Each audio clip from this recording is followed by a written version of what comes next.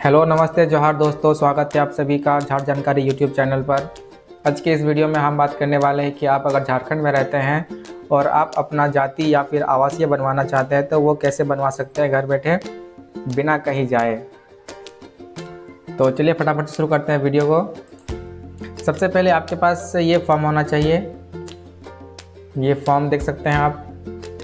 झारखंड में जाति आवासीय बनवाने के लिए आपके पास कुछ डॉक्यूमेंट होना चाहिए, वो मैं आपको बता देता हूँ क्या क्या आपके पास डॉक्यूमेंट होना चाहिए और ये क्यों ज़रूरी है बनाना। तो यहाँ पे आप देख सकते हैं स्लाइड में, ठीक है। अगर आप झारखंड से बिलोंग करते हैं और आप SC ST OBC में आते हैं तो आपको कुछ आरक्षण प्राप्त होता है। तो वो नौकरी के लिए भी हो सकता है, शिक्षा के लिए भी हो सकता है और उसके बाद कुछ भी सरकारी योजनाओं का लाभ लेने के लिए आपको ये डॉक्यूमेंट्स को मांगा जाता है, ठीक है। तो ये डॉक्यूमेंट के बारे में आप जानते होंगे, इसका इम्पोर्टेंस जानते होंगे। तो फिर सबसे पहले आपके पास ये फॉर्म होना चाहिए।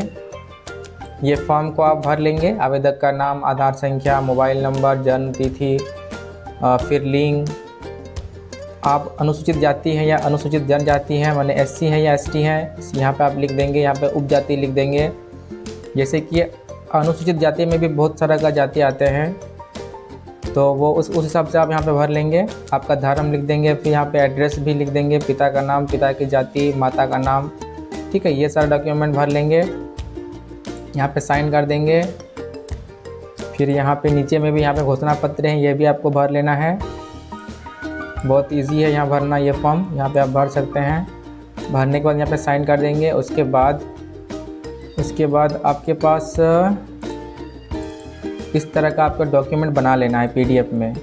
एक तो होगा आपका आधार, जहाँ पे आप अपना आधार दे सकते हैं, फादर का आधार कार्ड, वोटर कार्ड, मदर का आधार कार्ड, वोटर कार्ड।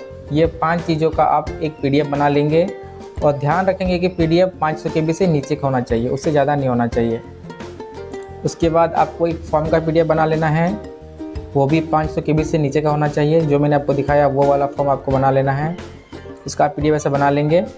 और यहाँ पे कहता है वंशावली, तो आपको एक वंशावली भी बनाना होता है। जैसे यहाँ पे दिया हुआ है, इस तरह का वंशावली बनता है।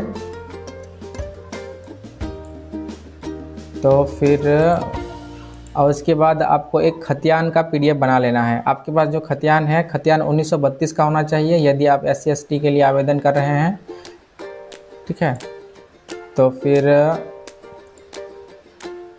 और जो नाम रहता है ऊपर में, खतियान में जो नाम रहता है, खतियानधारी मतलब खतियान किसके नाम पर है, हमारे पूर्वजों के नाम पर होगा वो। पिता के पिता, पिता के पिता मतलब हमारे परदादा के नाम पर होगा, तो यहाँ पे परदादा का नाम होगा। उसके बाद उसके कितने बैठे थे, फिर उसके कितने बैठे थे, वैसे वैसे बना के आप अपने तक लेके आएंगे। इस तरह सादा कागज़ में बना लेंगे, A4 साइज़ में बनाना है आपको और मुखिया से साइन करवा लेंगे। उसका भी PDF बना लीजिए इस तरह से, जैसे यहाँ पे मैंने बनाया है, ठीक है।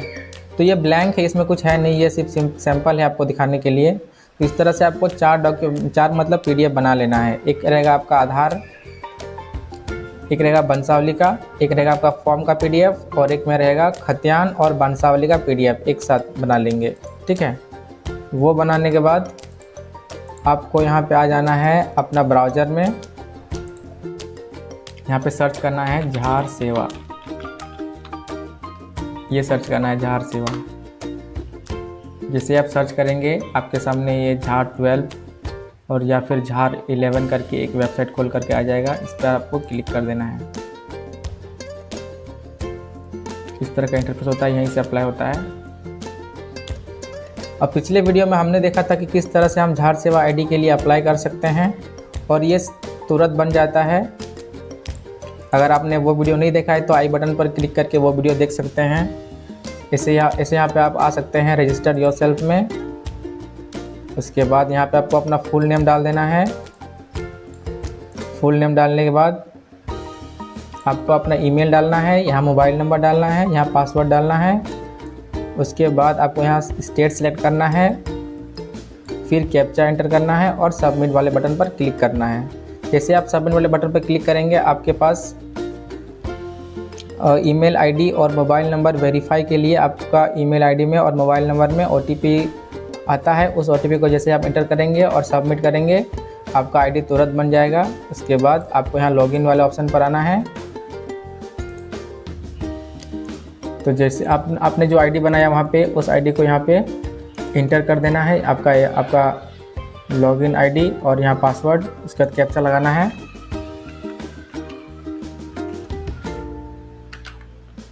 उसके बाद हम लॉगिन वाले बटन पर क्लिक करेंगे।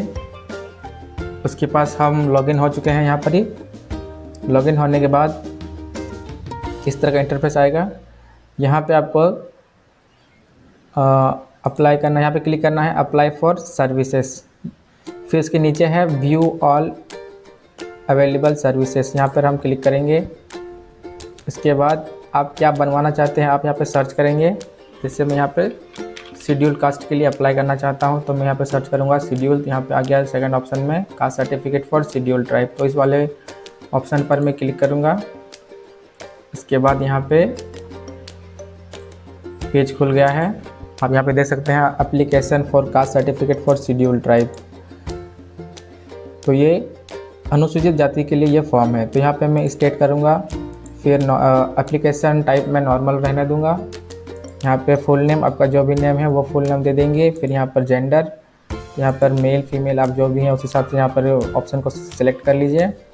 फिर आपको यहाँ डेट ऑफ बर्थ डालना है, फिर आपका मोबाइल नंबर डालना है। ईमेल आईडी यहाँ पे ऑप्शनल है, आप दे भी सकते हैं, नहीं भी। यहाँ पर है कैटेगरी वर्गीकरण, मतलब यहाँ पे आप एससी हैं तो यहाँ पे एससी ऑटोमेटिक रहेगा। उसके बाद एससी में भी बहुत तरह का जाति आता है, तो उस एससी के अंदर आप कौन सी जाति में आते हैं वो आप सेलेक्ट कर लेंगे। मैं यहाँ पे एग्जांपल के लिए ये कर देता हूँ। फिर आपको यहाँ देना है मैरिटल स्टेटस में, आप मैरिड हैं या अनमैरिड हैं, तो यहाँ पे आप अपने हिसाब से दे दीजिए।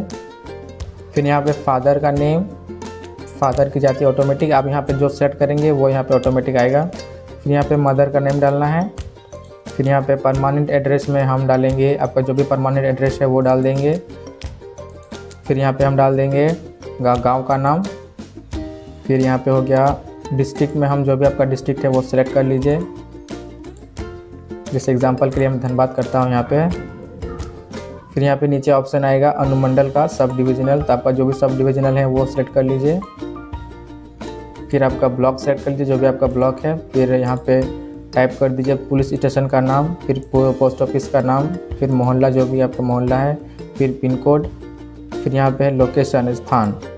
अगर आप नगर निगम से बिलोंग करते हैं तो यहाँ पे आपको म्यूनसिपाल्टी करना है, और अगर आप नगर पंचायत से बिलोंग करते हैं तो यहाँ पे नगर पंचायत सेलेक्ट करना है, और अगर आप ग्रामीण क्षेत्र से बिलोंग करते हैं तो आपको रूरल सेलेक्ट करना है। रूरल सेलेक्ट करने के बाद आपको यहाँ पे ब्लॉक एंटर करने के लिए आएगा, तो आप अपना ब्लॉक से ये एंटर कर दीजिए। फिर ग्राम पंचायत जो भी आपका आता है वो सेट कर लीजिए। यहाँ पे गांव ऑटोमेटिक यहाँ पर आ जाएगा, वो आप सेट कर लेंगे। उसके बाद आ रहा है प्रेजेंट एड्रेस। अगर आपका एड्रेस अलग अलग है तो आप उस हिसाब से देंगे।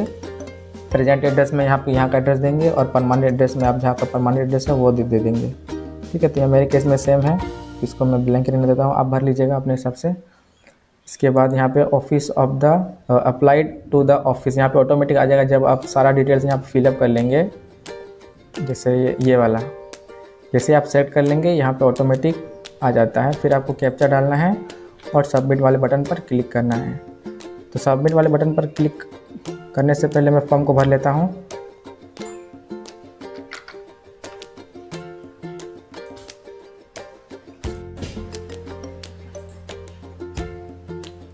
तो यहाँ पे सारा डिटेल्स भरने के बाद मैं सबमिट पर क्लिक करूँगा।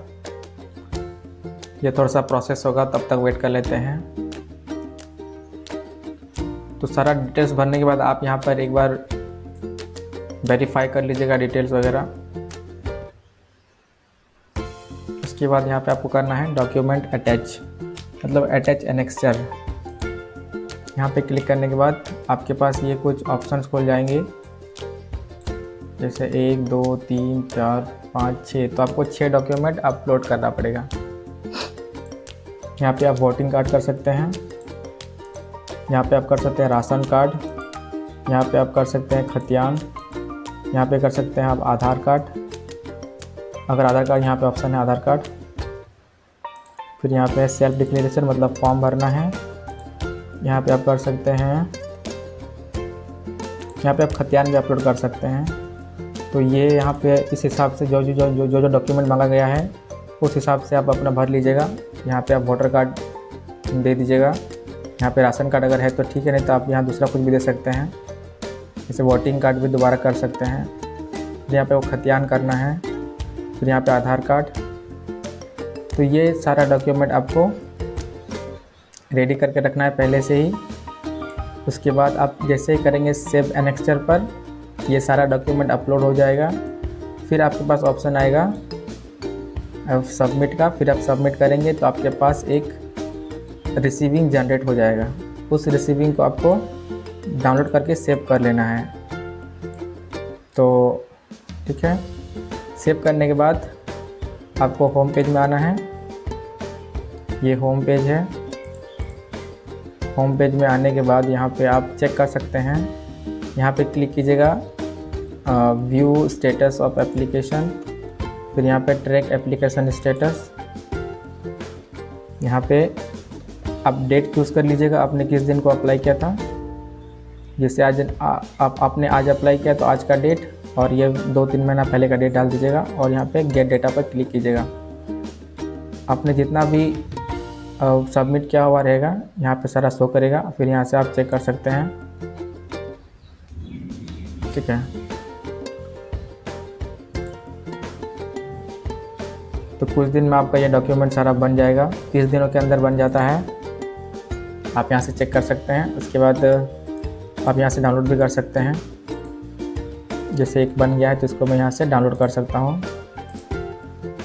ये डाउनलोड हो गया मेरे पास।